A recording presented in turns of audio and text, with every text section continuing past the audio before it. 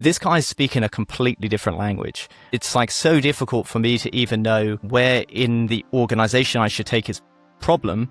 I've been in similar situations where you're like, sorry, what language are you talking? You walk in with a perception that everyone knows so much more. Having that low ego of just being like, I don't understand this. Can you explain it to me? Well, let's zoom in on the bootcamp point. That's something that you've both done. That experience of this coding bootcamp was one of the hardest things I went through in life. It's the skill of being able to research and find the answers and really be solution orientated. Like the actual hands-on coding part of it, I think was almost less important than the understanding those foundations. I think I've learned HTML and CSS probably 5 or 6 times, almost always lose the momentum with it. Maybe you don't need to anymore. Who's not using Claude Code? It's more about finding what types of activities fulfill you. What types of activities do you find rewarding? Hello and welcome to Pre-Sales Pathways. I'm your host, Chris Clark, and on today's episode, I'm joined by Molly Elfers, Solution Architect at Base 10, and Hannah Hawken, Senior Partner SE at ChainGuard. Now, the pre-sales role is changing, and many companies, particularly AI native ones, are looking for candidates that are more technical and more comfortable getting hands-on with the product, which means many of us are needing to upskill, which is the topic of today's episode. If you're looking for guidance on how to upskill from people who have already done it, then this one is for you. Lastly, if you're looking for different career paths in pre-sales, be sure to check out Pre-Sales Pathfinder. It's a free tool that lets you browse and compare 20 different roles with many linked to episodes from this very show. You'll find it at app.chrisjamesclark.co.uk. That's enough from me. Let's get into the conversation. Molly, Hannah, thank you both so much for joining me on the show today. Yeah, glad to be here. Thanks for having us. Yeah, no problem. I guess a bit of context, when I was thinking about this particular topic in this show, you were the first two people that came to mind in terms of, who would be a great guest. I know I'd spoken to both of you independently about this idea of doing a coding bootcamp, and it was really funny. I started to look through your LinkedIn profiles before I, more than I had done in the past, and there's some eerie similarities in terms of your background. You both studied sort of languages or literature. You then did a coding bootcamp, and then you've both gone on to work in, SE or pre-sales roles, specifically selling into quite technical buyers. But there are some differences between your journeys as well. So I'd love just to kick us off, if each of you could give us a very quick overview of your background, maybe starting with what were you doing before the coding bootcamp, and then what have you done subsequently? And Molly, maybe you could kick us off. Absolutely. So yeah, as you mentioned, when I went to you would say uni, when I went to college, I didn't really know what I wanted to do. And I studied English, language and literature, and kind of landed in a role that wasn't something that I was passionate about. I was an executive assistant for almost the first 10 years of my career. So, spent time, I moved to San Francisco. I was very much working within the tech sphere and working closely with engineering teams, product teams, mostly focused on SaaS type companies. And so I was definitely exposed to the industry and got to see a little bit behind the scenes from that perspective of working directly with product and engineering leaders. And I think that was a little bit of how I ended up going down the path of pursuing a move over to the technical side, was kind of observing from the sidelines, seeing how engineering teams and product teams worked, the type of activities that they were doing day to day. And I think that was what inspired me to kind of say, that's how I would like to be spending my time, working on, problem solving, getting to have focus time and really digging in on, I wanted to do something that I felt like I could lose myself in a little bit, that I could really, go deep and feel very challenged by the work that I was doing, because that was something that was missing for me in that executive assistant role. So that was kind of what prompted my move. And so we'll get into the specifics of the bootcamps for both of you shortly, but you were in this executive assistant role. You got to see product and engineering sort of from the sidelines. So then you do the bootcamp, and then what came afterwards? How did you get into pre-sales? So I did this bootcamp, and immediately afterwards, I moved into a technical support role. And that, I think, was one of the that was really where I did so much learning. I'm someone who is really learns by doing. I just really threw myself into understanding how to debug. And that was such a valuable lesson for me, both in terms of developing a foundation for computer science, for how coding, kind of works, because you're coming from the opposite side of encountering an issue. How do I follow back these traces to understand where the problem originates? And that gave me a lot of deep experience in how to operate, how to work within logs, how to navigate different types of tooling to understand where a problem comes from. And I think it also gave me an understanding of just the life cycle, how coding teams operate, what is the SDLC. And from there, I ended up, when I started at Glean, which is of course where you and I met, I started out in the support world and then transitioned into the SE role, really from just raising my hand and being willing to cover and to help out where needed. And that made that transition a lot easier for me. And I think because I had a background that, involved both very people-facing skill set from that time as an EA, as well as that deep technical troubleshooting, debugging experience, it paired really nicely for the SE role in terms of already having those skills to build off of. Okay, great. So you finish college, you move into the EA role, you're within the tech space, you're sort of seeing what's going on in product and engineering, you do the boot camp, move into the customer support role, and then transition into pre-sales or solutions engineering. Hannah, it would be great to hear from you. What were you doing before you got into the boot camp, and what have you done subsequently?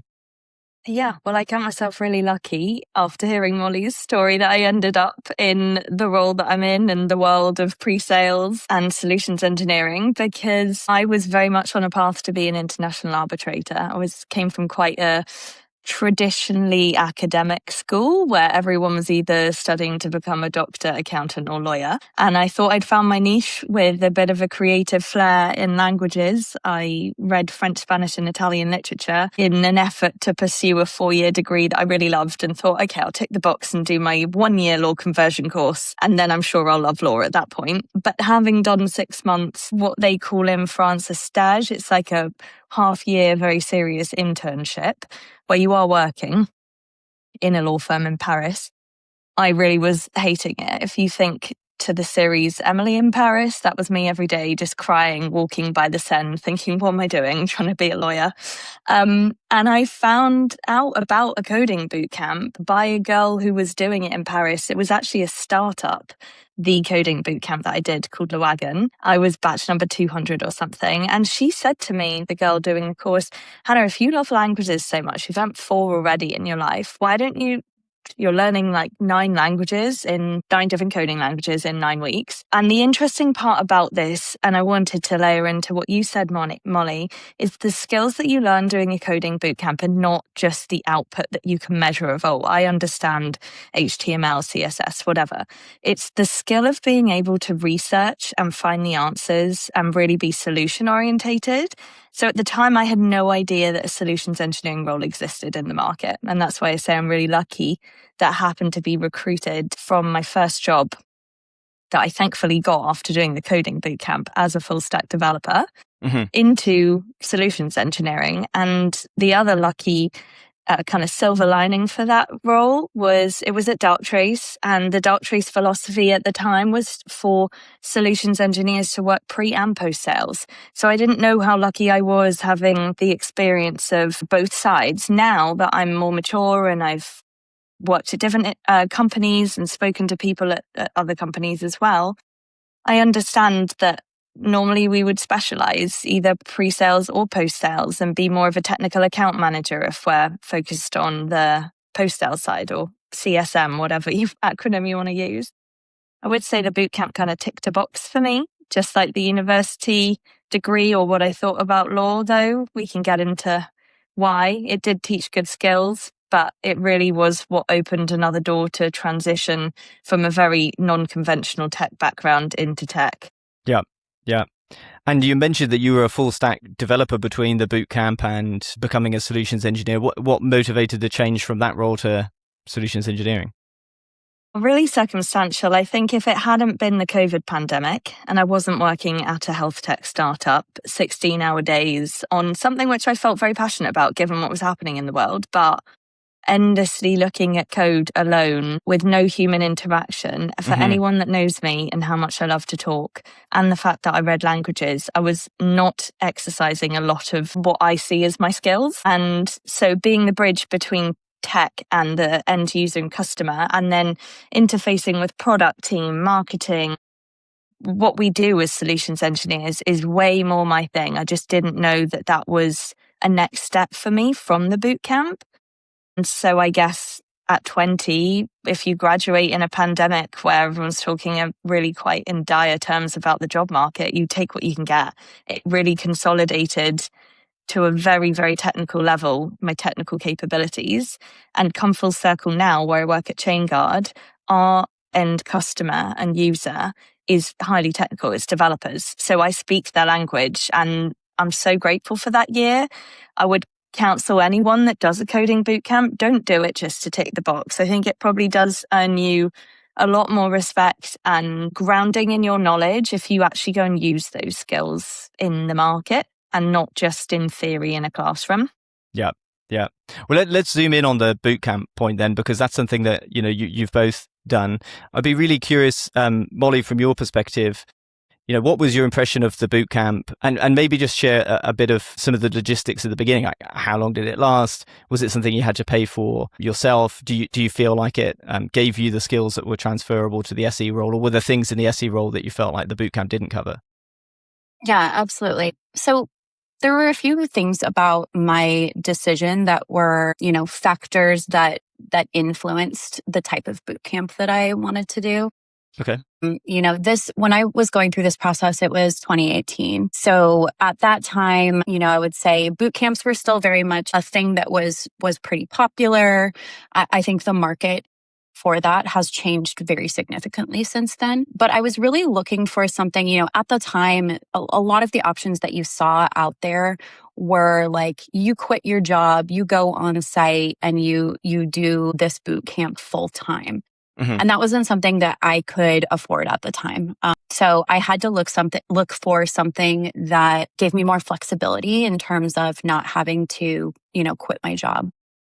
Now, the beauty of it was I, at the time, was working for Intercom, which is now called Fin. And I was working directly for product and engineering leaders. And I shared this vision with them. And so they were supportive of this move for me. And they knew it was something that I was doing. And so I signed up for a boot camp called Thinkful that was part-time in the sense that it was self-paced and self-taught.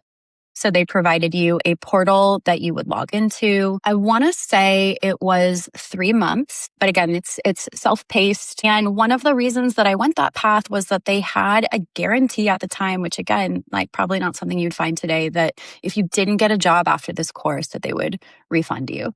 Wow. So a full refund. Full refund. And that was, of course, if you were checking all of the boxes, they had at each part, mentors, you had to be like passing different check-ins. And then post-program, you were working with someone that really helped with trying to get you placed. Okay. You had to be showing that you were applying for a certain number of jobs each week. So it wasn't just, like no strings attached. And I did end up finding a job. But that was one of the reasons that I chose it, is it felt like there was a little bit of a safety net there where if it didn't end up actually getting me to where I wanted to go, that I would have a path to recouping some of that cost. But the upfront cost was something that I paid out of pocket, and it was $15,000 US at the time. Wow, that's quite Wow. quite significant. Maybe Hannah, if you want to jump in there before we go into what it did and didn't cover, just because I'd be curious, and the audience, I'm sure, are for the contrast.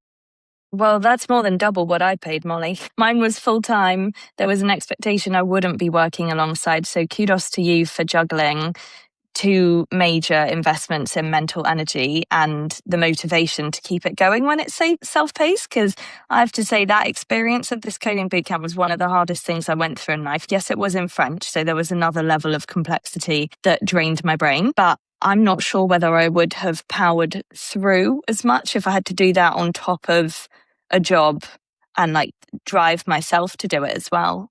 Similarly, there was a safety net of we will help you find a job at the end, though I will caveat it with the fact that given it was a startup when I did it, really small, I'm pretty sure, and this is almost 10 years ago, we did it in the same year of 2018, Molly, like I think it was through network. So this can sound possibly a bit rude, but it might not have been the dream job, but it would have been a job as a developer, if that makes sense.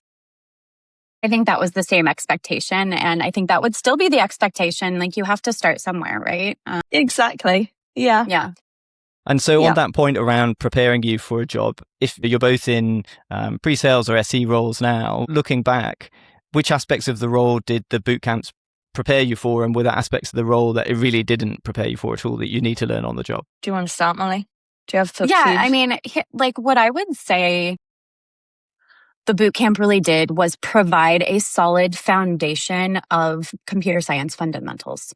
How does the internet work? Like things like that, I think were actually so much more important to me just in terms of understanding how these things happen. Like the actual hands-on coding part of it, I think was almost less important than the understanding those foundations and understanding key concepts and terms that allow you to speak the language. Because it's very obvious if you go into a conversation when you don't have those foundational building blocks, you've got to really be able to understand what is the interviewer asking me? Why are they asking me this? What are the things that they're looking for?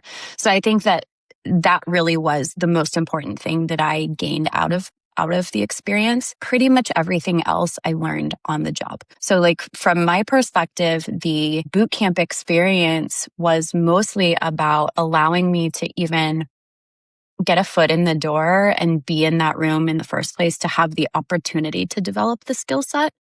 And that's partially because I'm very much someone who is not a hypothetical learner. I have to learn by doing, and by doing it in a real way. So really, I think most of what I have learned has been on the job and not necessarily always from the job itself. I've had many jobs where I have gone outside of my role and said, hey, I want to help out with this project. I want to learn this. So I think it also has a lot to do with your own personal way of really seeking out the opportunities that you're looking for. Yeah. And of course, in your personal life, right, people have opportunities. Now with vibe coding as an example, everyone's got things that they're interested in doing in their personal time as well. Hannah, curious, what would be your perspective? Which of the aspects of the coding bootcamp do you think were helpful for preparing you for the pre-sales or SE role? Definitely agree with Molly on the topic of being a kinesthetic learner. Boot camps are a great way to be doing. So they feed you a lot of theory, but you actually get on and practice as well. They have many workshops all the way through. So you feel like you're achieving many projects effectively, and then you can just apply them to the real world. However, I think the most important skill that I learned to exercise was a curiosity for forever learning. And that is really important for the part that it didn't prepare me for effectively, which was the fact that when you go into a company like after Darktrace, I went to Wiz, the solution has that you have to be such an expert of the solution that you're learning and you're supposedly an expert of in front of customers and the public face of a company, that you need to have that curiosity to learn and be able to exercise those skills of finding the information, being a technical SME in the field. And I think Molly's point's super important too about the bootcamp laying the foundations, which you can then build on, becoming an expert in a given solution and do that every time you move company. The market context as well, especially in tech, we've kind of started to talk about it a little bit with AI and vibe coding.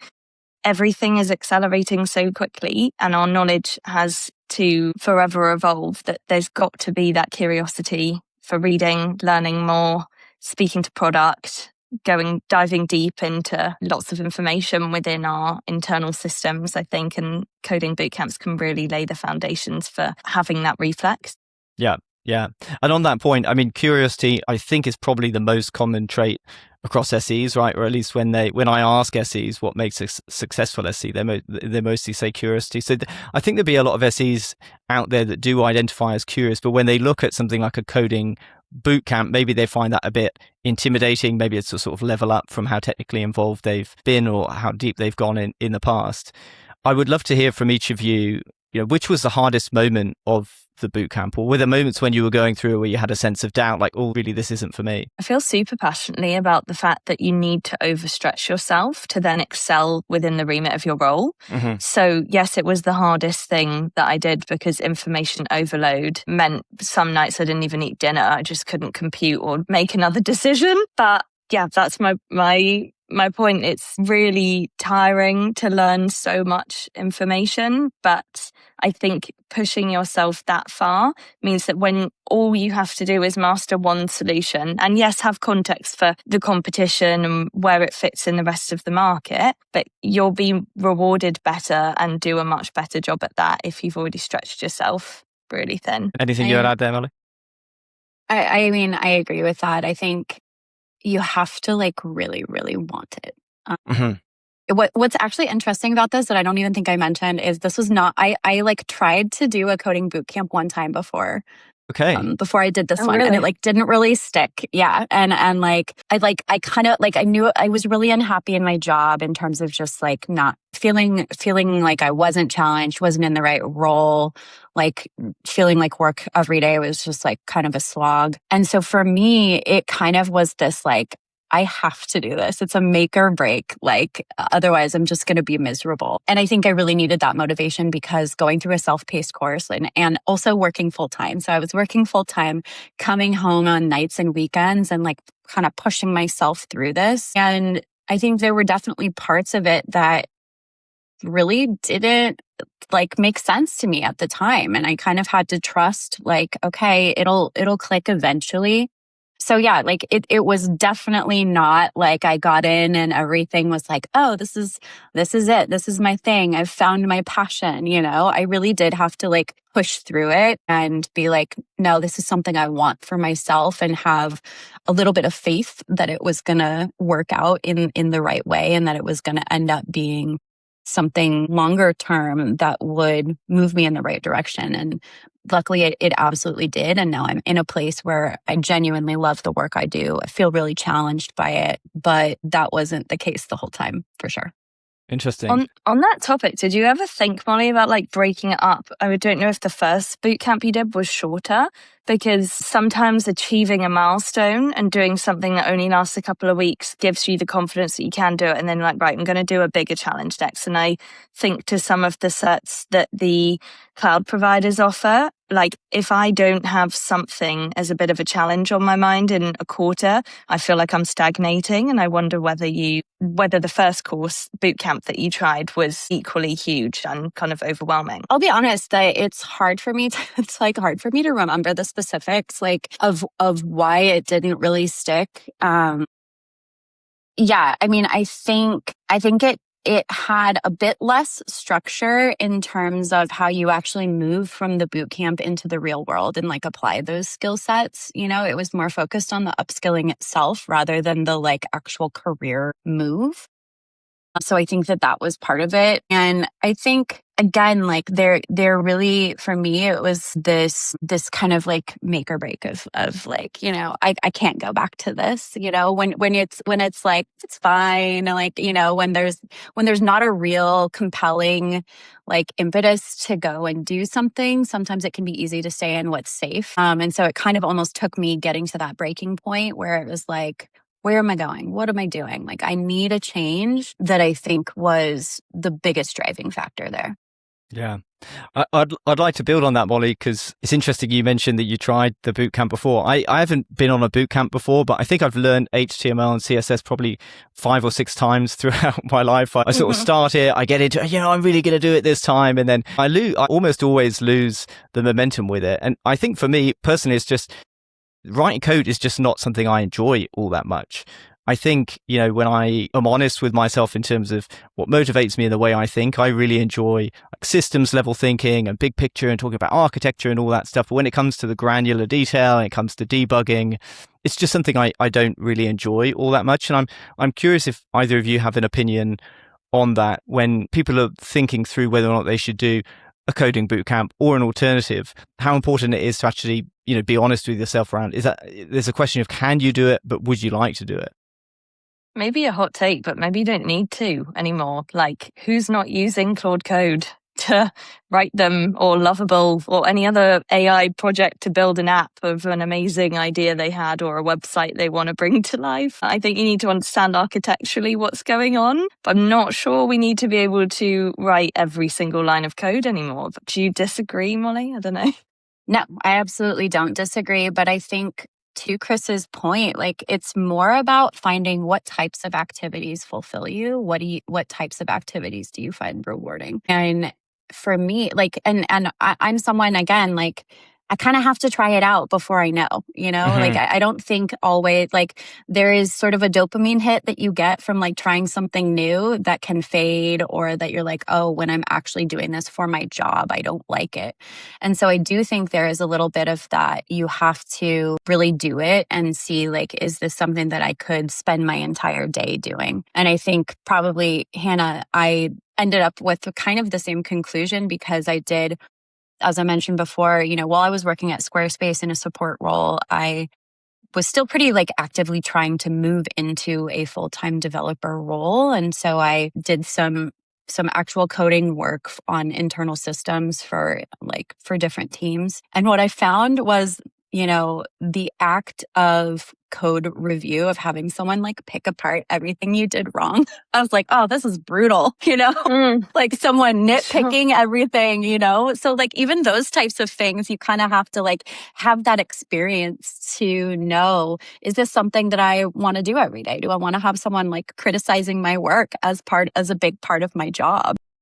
Yeah. And so I think, like, and now what I think I've realized is I love the problem solving piece. I love the customer interactions of like that aha moment and really making something happen for them, of being someone who, is more systems design, project managing, ensuring that things are flowing correctly. So I think that was definitely a learning for me. And it's interesting, Molly, you mentioned the code review being one of the less fun aspects of the role. And I've heard horror stories now of engineers in some organizations, that's so much of their job, right? Because actually writing the code is super easy and everyone in the company is doing it. And suddenly you're responsible for reviewing all of this stuff and making sure that this sometimes sloppy code is okay to go into production. So definitely agree with that in terms of thinking about what are the activities you actually want to do and give you satisfaction. So Hannah, you had mentioned earlier on sort of certs from some of the providers and also getting hands-on with something like Claude Code. Do you or either of you have an opinion on,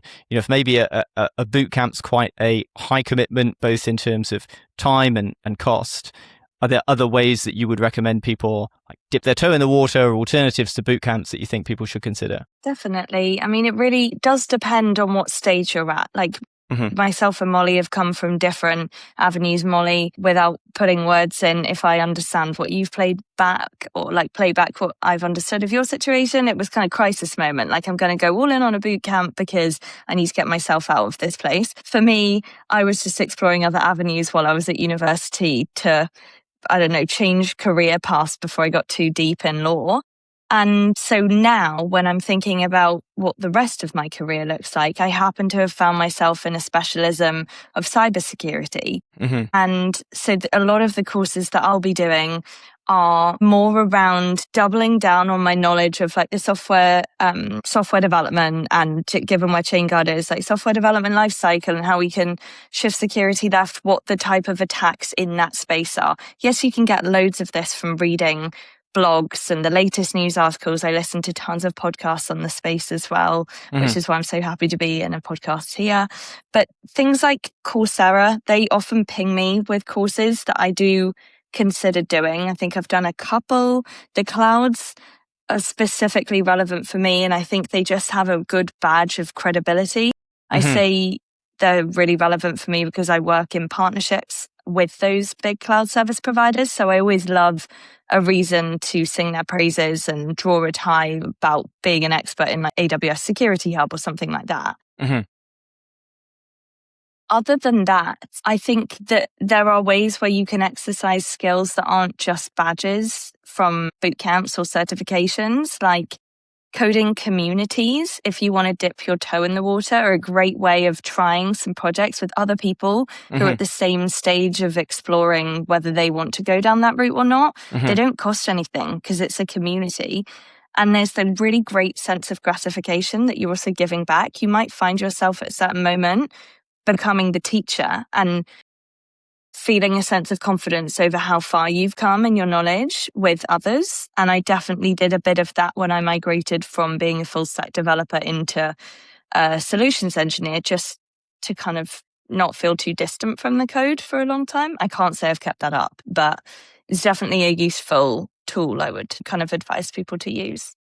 Okay, great. And Molly, thoughts on alternatives to bootcamp? Yeah, I mean, I definitely agree with Hannah. Like my perspective is kind of that we're past the time of coding boot camps.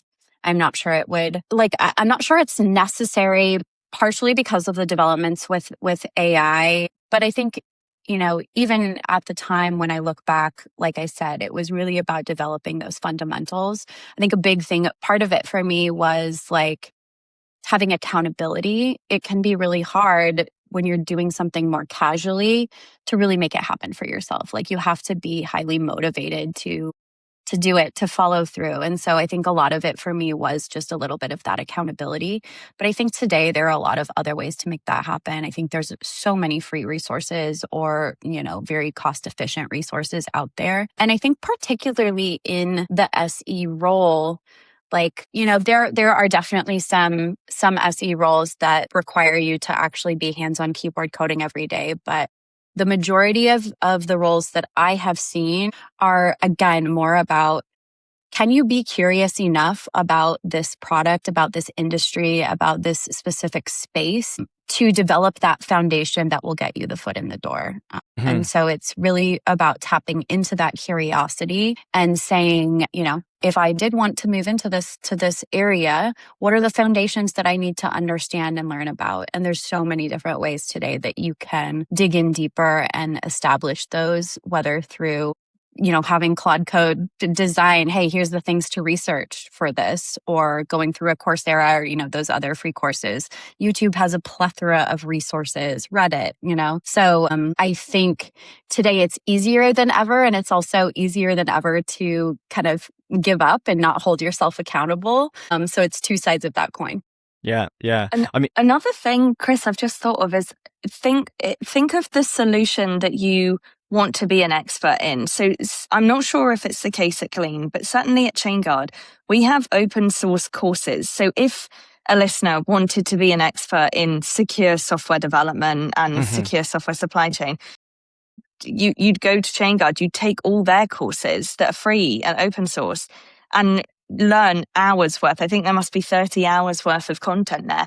If I were looking to pivot into AI, I would 100 more of an AI just focused company, not necessarily cybersecurity. I'd be going to those companies and trying to do their courses because they build them for a reason to, be a market leader, but also educate the market. Yeah.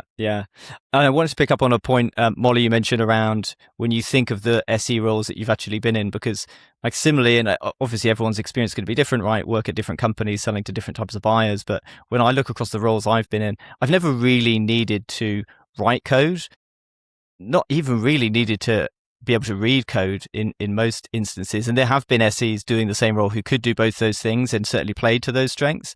But what would have been really helpful in some situations was that foundational understanding. And there's one customer conversation I remember in the early days when shortly after I joined Slack, and it's just stuck in my head forever, was I was on a call with this network engineer, and he was trying to debug why calls weren't routing correctly. And I just remember thinking this guy's speaking a completely different language, and it's so difficult for me to even know where in the organization I should take his problem, because there's just so much of that foundational knowledge missing. And for me, that was a real wake up call of, okay, if I'm going to be working with that part of the product, I need to understand some of those foundations. So yeah, I think definitely it's not necessarily, although they're called coding boot camps, I get the impression from both of you that part of the value is also that foundational sort of computer science background that you get from it as well. Absolutely. Giving me chicken skin thinking about that. I've been in similar situations where you're sorry, what language are you talking? Yeah. Totally. I mean, I literally do that every day. And I think you walk in with a perception that everyone knows so much more, right? Yeah. And that everyone has this deep expertise. You're the imposter.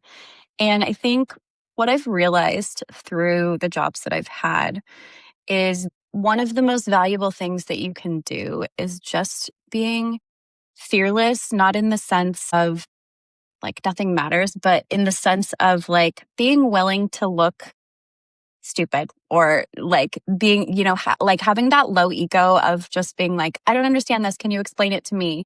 Yeah. Or like going into a call like that you don't know anything about and doing it anyways because okay, well, I'm going to learn a lot about networking and and I think that doing that and like having that like ability to let go of your ego a little bit and maybe like be a little vulnerable. I think that's also been the most valuable skill that has gotten me to where I am, was just the ability to say, I don't know how to do this, but I'll raise my hand for it anyway and I'll figure it out because it's going to take me to that next level. That really has gotten me so far. And when you start doing that, you realize a lot of other people are doing the same thing.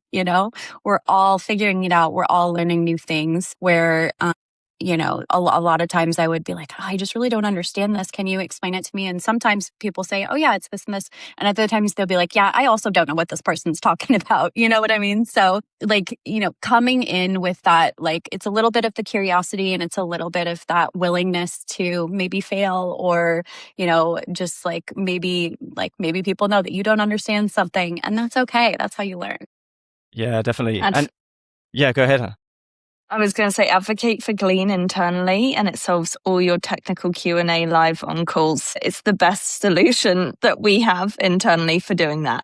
Yeah. I mean, you don't have to convince Chris and I.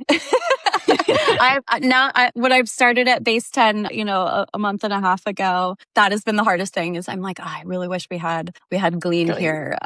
I'm a big proponent of it. Well, on the topic of AI-enabled search, I do want to make sure that we cover off AI. Hannah, you mentioned earlier on about Claude Code and it, really allowing anyone to be able to write code now. But I'm curious, do either of you have a perspective on like how, if at all, does AI change things? It's an interesting one. I still believe that upskilling, if you have a curiosity and you have a desire to learn how to code, I would still say follow that passion because just like Molly and I have told our stories, it will lead you on a journey where doors, not necessarily to become a coder, but different doors will open. And even though it's not salient in today's day and age, if you need to make a pivot into tech and you're interested in coding and that's the way you do it, then that's great. Do you know, there might be other courses out there specifically now. I'm sure they're being developed because startups can just grow so much more quickly with AI now, where it's like an code with AI type of course. Yeah. I would be looking for something like that if I was starting my life out again. Probably it would focus on more of an architectural level of coding. When I've spoken to AI engineers recently, we've talked about the fact that's more what their role is now. So we've talked about it reviewing the code, but then also what's the infrastructure look like? What's the most efficient way for us to build systems and secure way as well? So I'd definitely be going down that route, but always building as many projects as you can. Like I haven't talked about the number of websites I did freelance, apps that I built freelance, all of those mini projects that I did to one-off customers in my early 20s taught me so much about what I prefer and, actually working with the end user, the consumer of the tech that we're building. You'll find what you like more and just endlessly talking to people. So become part of an SE community or talk to SEs about what you enjoy, because then they might open your eyes to roles you didn't know existed, like becoming a product manager or working more in technical marketing, something like that. I think what we also forget is when you go into the corporate world or start working in a large organization, you have to really love what you're doing because it's on such a much larger scale. So unless you go for a startup that's like 100, 200 people where you can dabble in a couple of different jobs, you really need to hone in on your skill and drill down on what it is that you really like about your work so that you can do just that and do it well. Yeah.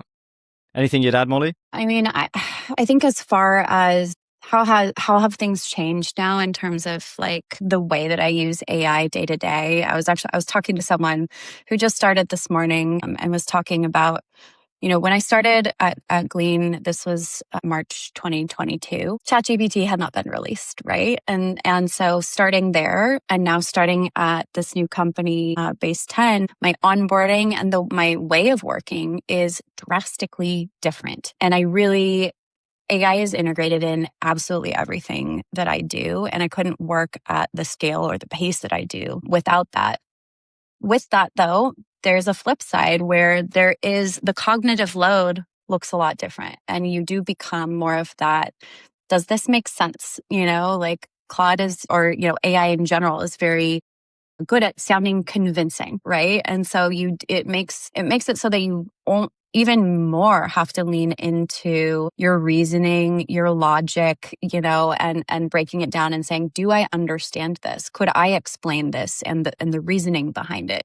Is there evidence to support this? So all of that has very much become part of my way of working, is challenging, really validating everything you don't trust. You always verify. And so the type of work becomes very different, but it's deeply integrated into my way of working now.